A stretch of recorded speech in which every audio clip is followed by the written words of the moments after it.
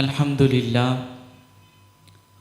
للہ رب العالمین والعاقبۃ للمتقین والصلاة والسلام علی سید الانبیاء والمرسلین وعلی آلک واصحابک یا سیدی یا رحمۃ للعالمین ان اللہ وملائکتہ یصلون علی النبی یا ایہا الذین آمنوا صلوا علیہ وسلموا تسلیما الصلاۃ والسلام علیک یا سیدی یا سیدی یا سیدی یا سیدی یا رسول اللہ وعلی آلک واصحابک یا سیدی یا رحمۃ للعالمین۔ آج ہمارا درس قرآن سورۃ بقرہ کی آیت نمبر 97 سے شروع ہو رہا ہے۔ دعا ہے کہ اللہ تعالیٰ مجھے حق سچ بیان کرنے کی توفیق عطا فرمائے۔ قل من كان عدوا لجبريل فإنه نزله على قلبك بإذن الله مصدقا لما بين يديه وهدى وبشرى للمؤمنين۔ آپ فرما دیجئے کہ جو شخص جبرائیل کا دشمن ہے پس بے شک اسی جبرائیل نے اللہ کے حکم سے آپ کے دل پر قرآن نازل کیا جو ان آسمانی کتابوں کی تصدیق کرنے والا ہے جو اس سے پہلے موجود ہیں، اور وہ مومنین کے لیے ہدایت اور بشارت ہیں۔ اب یہودیوں نے ایک نیا دشمن بنا لیا، جبرائیل علیہ السلام کو۔ ان کو دشمن بنایا کہ جو کسی کو نظر ہی نہیں آتے نبیوں کے سوا۔ جبرائیل علیہ السلام صرف فرشتے جو ہیں وہ نبیوں کو، انبیاء کو، اور جس کو اللہ چاہے اس کو نظر آتے ہیں۔ اب یہودیوں نے کہا جی کہ جبرائیل تو ہمارا دشمن ہے۔ یہ کیسے آیت نازل ہوئی، اس کا شان نزول کیا ہے کہ یہودیوں کی ایک جماعت جو ہے حضور کے پاس حاضر ہوئی، کہنے لگے کہ آپ ہمیں، ایک روایت میں ہے کہ 3 سوالات کا جواب دیں، ایک روایت میں ہے کہ 4 سوالوں کا جواب ہمیں دیں، پھر ہم آپ پر ایمان لے آئیں گے۔ اور وہ سوالوں کے جواب صرف انہی کو پتہ تھا اور کسی کو نہیں پتہ تھا۔ یہ جو تورات کے عالم تھے ان کو یہ معلوم تھا اور کسی کو نہیں ان سوالات کے بارے میں علم تھا۔ سوال کیا تھے؟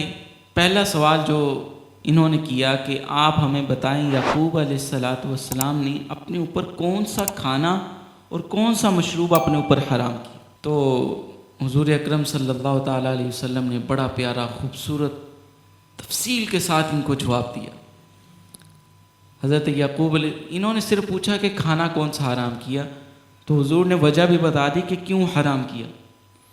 حضور فرمانے لگے جب حضرت یعقوب علیہ السلام کی بیماری طول پکڑ گئی، یعنی کہ طویل عرصہ جب بیماری رہی، تو پھر حضرت یعقوب علیہ السلام نے اللہ تعالیٰ سے عرض کی، اے میرے مولا، اگر تو مجھے اس بیماری سے شفا عطا فرمائے تو میں اپنا پسندیدہ کھانا، یہ حضرت یعقوب علیہ السلام کا پسندیدہ کھانا تھا، پسندیدہ گوشت تھا اور پسندیدہ یہ مشروب تھا جو اب انہوں نے اپنے اوپر حرام کیا۔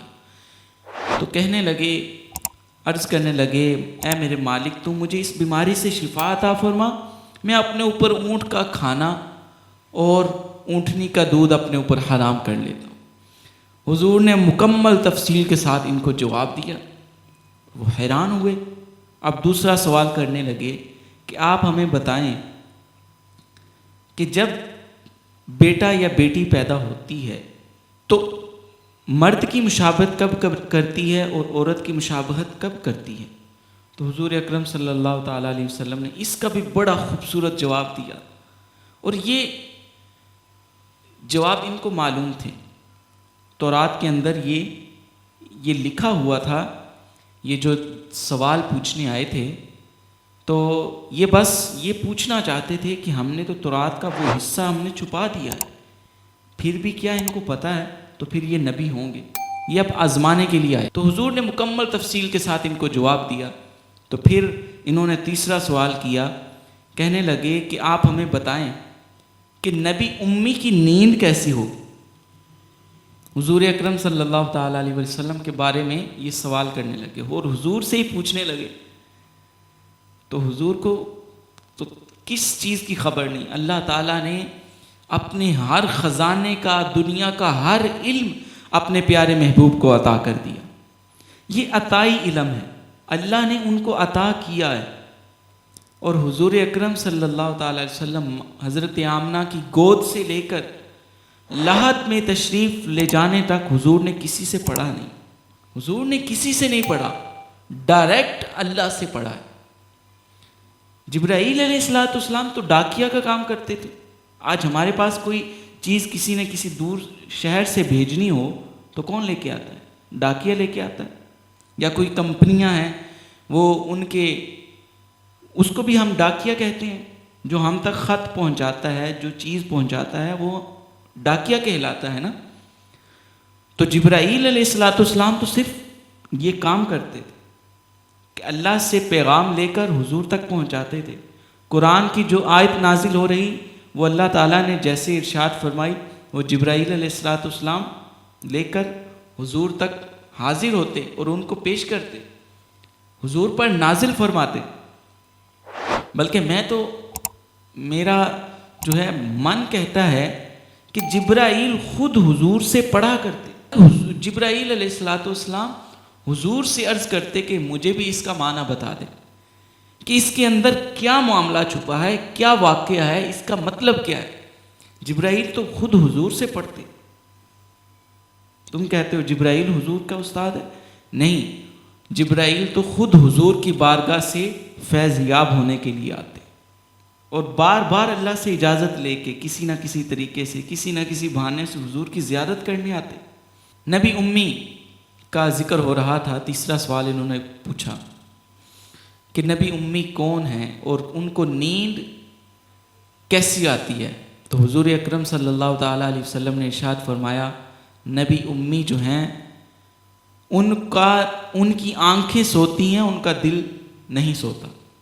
جو یہ 3 سوال جو تھے حضور نے کمپلیٹ ان کے جواب دیے. تو اب چوتھا جو سوال تھا، اب کہنے لگے، ان کو معلوم تھا کہ اب جو ہے انہوں نے 3 سوال تو صحیح جواب دیے ہیں اور وہ مان بھی گئے کہ ٹھیک ہے آپ نے جواب بالکل درست دیے ہیں.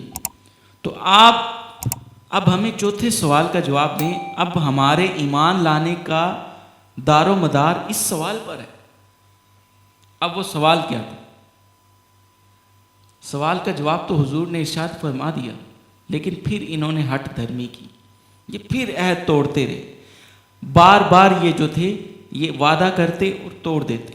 اب توڑنے کا ان کا طریقہ آپ سنیے کیا تھا. کہنے لگے کہ آپ ہمیں بتائیں کہ آپ کا فرشتوں میں سے دوست کون ہے. حضور فرمانے لگے جبرائیل میرا دوست ہے. جبرائیل علیہ السلام فرشتوں میں سے جو ہیں وہ میرے دوست ہیں. تو کہنے لگے جی اب یہ ان کا بہانہ سنیں. کہنے لگے کہ جبرائیل تو ہمارا دشمن ہے. جب تک آپ کا دوست جبرائیل رہے گا تو ہم آپ پر ایمان نہیں لا سکتے. تو یہ کہہ کر جو ہے انہوں نے اس بات کو ٹال دیا، اپنے وعدے کی خلاف ورزی کر دی. آگے ارشاد فرمایا، من کان عدوا للہ وملائکتہ ورسلہ وجبریل ومیکال فإن اللہ عدو للکافرین. جو شخص اللہ کا، اس کے فرشتوں کا، اس کے رسولوں کا اور جبرائیل اور میکائیل کا دشمن ہے تو اللہ کافروں کا دشمن ہے. اللہ نے ارشاد فرمایا جو اللہ کے رسولوں کا، اس کے فرشتوں کا، جبرائیل کا اور میکائیل کا دشمن ہے، اللہ اس کا دشمن. ان کے لیے اللہ نے کتنی بڑی دوزخ تیار کی. اللہ تعالی ہمیں محفوظ فرمائے. اللہ کرے ہمیں حالت ایمان پر موت آئے. اگر ہماری موت ایمان پر ہوئی تو ہمیں ان گناہوں کا بدلہ دے کر ہمیں جنت عطا کی جائے گی انشاءاللہ. اور حضور کرم فرمائیں گے، ہمیں ان سے بھی چھٹکارا عطا فرمائیں گے. تو دوزخ جو ہے ان کے لیے تیار ہے. اللہ کافروں کا دشمن ہے.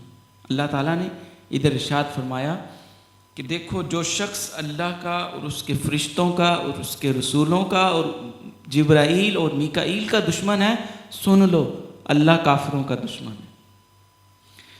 اور بے شک ہم نے آپ کی طرف واضح آیتیں نازل کی ہیں اور ان آیتوں کا صرف فاسق ہی انکار کرتے ہیں. اللہ تعالیٰ اپنے محبوب علیہ السلام کو فرما رہا ہے آپ غمگین نہ ہوں حضور غمگین ہو جاتے تھے، جب کوئی ایمان نہ لاتا تو حضور غمگین ہو جاتے۔ تو حضور سے اللہ تعالیٰ فرما رہا ہے کہ اے میرے محبوب، اے پیارے محبوب، آپ غمگین نہ ہوں، آپ پر ہم نے واضح آیتیں نازل کر دی ہیں۔ اس کا صرف جو ہے فاسق ہی انکار کر سکتے ہیں، کافر ہی انکار کر سکتے ہیں، جو مومن ہے وہ اس کا انکار نہیں کر سکتے۔ کیا یہ حقیقت نہیں ہے کہ جب بھی یہ کوئی عہد کرتے ہیں تو ان کا ایک گروہ اس عہد کو پس پشت ڈال دیتا ہے، بلکہ ان میں سے اکثر ایمان نہیں لاتے۔ یہ انہی کے بارے میں ذکر ہو رہا ہے۔ اور آگے فرمایا، اور جب ان کے پاس اللہ کی طرف سے وہ عظیم رسول تشریف لائے، عظیم رسول آئے جو اس آسمانی کتاب کی تصدیق کرنے والے ہیں جو ان کے پاس ہیں، تو اہل کتاب کے ایک گروہ نے اللہ کی کتاب تورات کو اس طرح پس پشت ڈالا، پھینک دیا، گویا انہیں کچھ علم ہی نہیں۔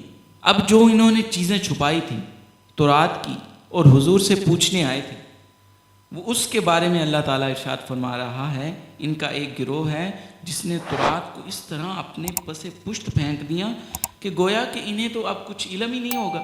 جب ہم تورات کی چیزیں چھپا دیں گے، اب یہ جو نبی آئے ہیں ان کو تو علم ہی نہیں ہوگا، جب انہوں نے تورات ہی نہیں پڑھی ہوگی، اس میں سے جو واقعات ہیں وہ ہم چھپا لیتے۔ تو اللہ تعالیٰ نے اپنے محبوب کو ہر چیز کا علم عطا فرمایا۔ یہ علم غیب پر بہت واضح دلیل ہے۔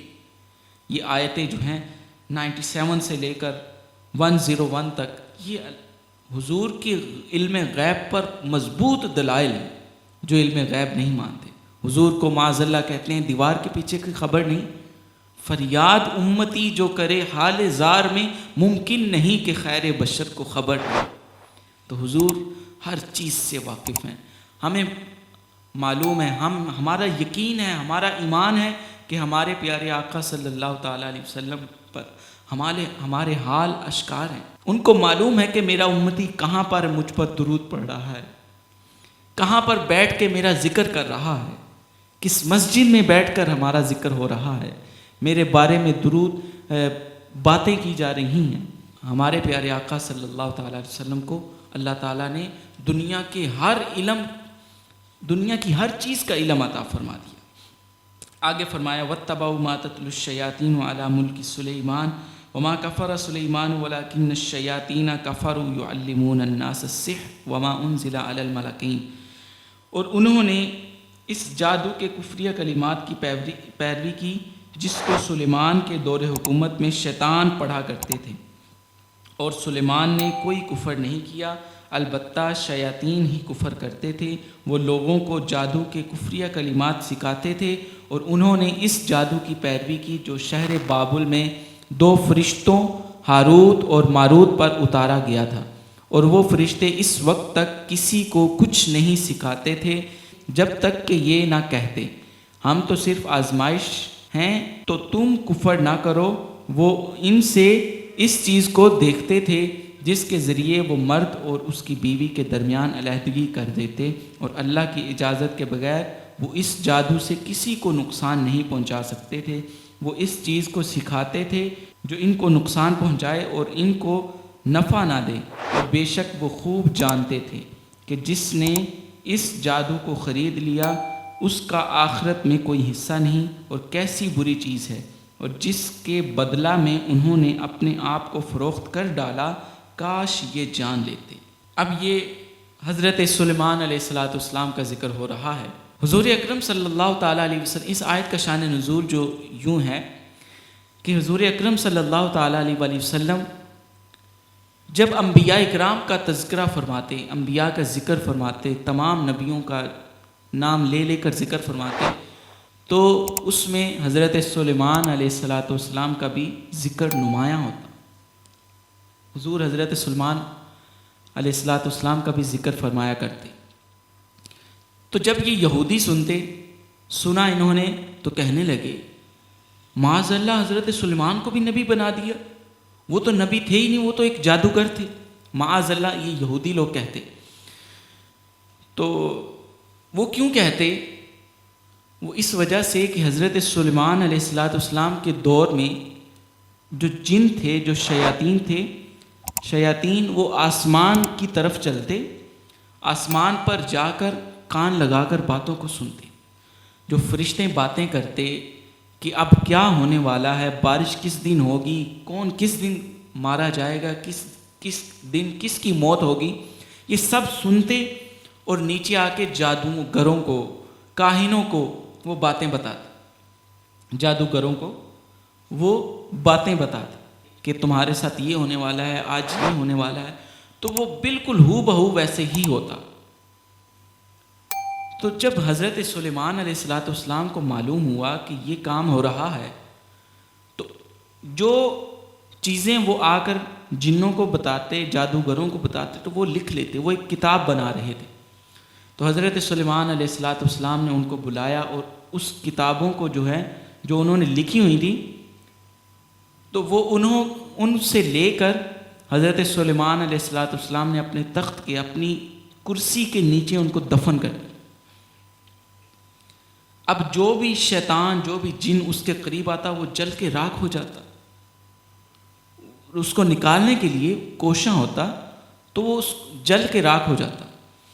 تو جب حضرت سلیمان علیہ السلام دنیا سے پردہ کر کے تشریف لے گئے، دنیا سے چلے گئے، تو پھر ایک شیطان جن نے، آدمیوں کی گروہ جماعت بیٹھی ہوئی تھی، اس میں انسانی روپ ڈھال کر، تو اس میں آ کے بیٹھ گیا، کہنے لگا کہ میں آپ کو ایک خزانے کے بارے میں نہ بتاؤں، ایک خزانے کے بارے میں بتاتا ہوں آپ کو، وہاں سے آپ جا کے خزانے کو نکال لو۔ تو کہنے لگے بتائیں ہمیں کہاں پہ ہے خزانہ؟ تو کہنے لگا کہ جہاں حضرت سلیمان علیہ السلام کی کرسی پڑی ہوئی ہے، اس کے نیچے آپ جب کھودو گے زمین کو تو آپ کو ایک خزانہ ملے گا۔ تو وہ ساری جماعت اٹھی اور حضرت سلیمان علیہ السلام کے تخت کے نیچے جو کرسی تھی، اس کے نیچے جا کے زمین کو کھودا اور ان کو ایک صندوق ملا، اس میں سے ان کو وہ علم ملا جو پہلے جادوگروں نے لکھا ہوا تھا۔ تو جب یہ ان کو کتابیں ملی، تو یہ ان کتابوں کو اپنے اندر پیش نظر رکھتے ہوئے کہنے لگے، اچھا ہم پر جو ہے حضرت سلیمان جو تھے یہ نبی نہیں تھے، یہ ایک جادوگر تھے، تو جادو کے زور پر ہم پر حکومت کرتے تھے، اب ہمیں تو اب پتہ چلا۔ تو یہ وہی روایت چلتی آ رہی تھی۔ تو پھر اللہ تعالیٰ نے ان کا رد کرتے ہوئے حضرت سلیمان علیہ السلام کے بارے میں یہاں پر ذکر فرمایا۔ یہ پوری آیت جو ہے یہ اسی کا شان نزول ہے کہ حضرت سلیمان علیہ السلام نے کوئی کفر نہیں کیا، بلکہ ان کے دور حکومت میں شیطان پڑھا کرتے تھے، یہ جو جادو کا کام تھا یہ شیطان پڑھا کرتے تھے۔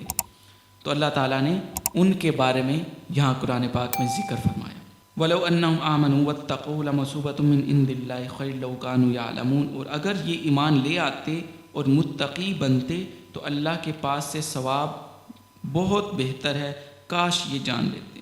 کیونکہ یہ ایمان نہیں لاتے اور نہ یہ لا سکتے ہیں، اللہ نے ان کے دلوں پر مہر لگا دی ہے کہ اب یہ ایمان نہیں لا سکتے۔ جادو جو ہے نا یہ حق ہے۔ حضور اکرم صلی اللہ تعالیٰ علیہ وآلہ وسلم پر بھی معاذ اللہ لوگوں نے جادو کرنے کی کوشش کی اور ہوا کچھ دیر کے لیے، کیونکہ حضور اکرم صلی اللہ تعالیٰ علیہ وسلم اس دنیا میں بشری لباس مبعوث کر کے بھیجا گیا۔ حضور اکرم صلی اللہ علیہ وسلم وہ اس لیے کہ جو حضور اکرم صلی اللہ تعالیٰ علیہ وسلم کے ساتھ مشکلات آئیں وہ واضح ہونے کے لیے کہ اے میرے امتیوں تم بھی تیار رہنا، یہ تمہارے ساتھ بھی معاملات ہو سکتے ہیں، تو یہ معاملات ہو جاتے ہیں۔ تو اس کا توڑ جو ہے یہ قرآن پاک کے اندر ہے۔ جس پر بھی جادو کا اثر ہو، جس گھر میں جادو کا اثر ہو، آخری 2 صورتیں سورۃ فلق اور سورۃ ناس جو ہیں وہ تلاوت کر کے 7 مرتبہ پورے گھر کے اندر جس پر جادو کیا گیا اس پر پھونک لیا جائے، ہو نہیں سکتا اس کو اس سے شفا نہ ملے، ہو نہیں سکتا۔ یہ قرآن کی یہ جو 2 صورتیں ہیں یہ آئی ہی جادو کا توڑ کرنے کے لیے سورۃ فلق اور سورۃ ناس جو ہیں یہ جادو کا توڑ ہے۔ اور جس گھر میں آپ کو اس طرح کا معاملہ نظر آ رہا ہو تو اس گھر میں سورۃ بقرہ پڑھا کریں، 41 دن سورۃ بقرہ پڑھائیں یا پڑھیں، اللہ تعالیٰ اس مصیبت سے آپ کو نجات عطا فرمائے گا۔ حضرت ابو ہریرہ رضی اللہ تعالیٰ عنہ بیان کرتے ہیں کہ حضور اکرم صلی اللہ تعالیٰ علیہ وسلم نے فرمایا 7 ہلاک کام کرنے والوں سے بچو، 7 قسم کے ہلاک کر دینے والے کاموں سے بچو۔ 7 وہ کون سے ہیں؟ آپ نے فرمایا اللہ کے ساتھ شریک نہ کرنا، کبھی بھی کچھ بھی ہو جائے اللہ کے ساتھ شریک نہ ٹھہرانا۔ دوسرا، کسی کے اوپر جادو نہ کرنا۔ تیسرا، حضور نے فرمایا کہ کسی کو نہ حق قتل نہ کرنا، کسی کو نہ حق قتل نہ کرنا، اور سود نہ کھانا، یتیم کا مال نہ کھانا، کبھی بھی کسی یتیم بچے کا، بچیوں کا مال نہ کھانا، میدان جہاد سے پیٹھ پھیر کر نہ بھاگنا، اور مسلمانوں کی پاک دامن عورتیں جو ہیں ان پر بلا وجہ بغیر دلیلوں کے تہمت نہ لگانا، زنا کی تہمت نہ لگانا۔ یہ حضور اکرم صلی اللہ تعالیٰ علیہ وسلم نے ارشاد فرمایا۔ جادو بھی بہت بہت بری چیز ہے، اللہ تعالیٰ ہمیں پناہ میں رکھے اور ہم سب کی حفاظت فرمائے۔ یہ جو لوگ یہ کام کرتے ہیں، کرواتے ہیں، اللہ تعالیٰ ان کو غارت کرے، ان کو ہدایت عطا فرمائے کہ یہ کام کتنا برا ہے۔ دیکھو حضور اکرم صلی اللہ تعالیٰ علیہ وسلم نے فرمایا 7 ہلاک چیزیں کرنے والی جو ہیں ان میں نمایاں نام جادو کا بھی ہے، کہ جادو کروانا اور کرنا جو ہے یہ بھی حرام ہے۔ اللہ تعالیٰ ہمیں اس سے محفوظ فرمائے۔ دعا ہے کہ اللہ تعالیٰ ہمیں اس پر عمل کرنے کی توفیق عطا فرمائے اور اس کو آگے پھیلانے کی توفیق عطا فرمائے، قرآن پاک سیکھنے سکھانے کی توفیق عطا فرمائے۔ وآخر دعوایا ان الحمد للہ رب العالمین۔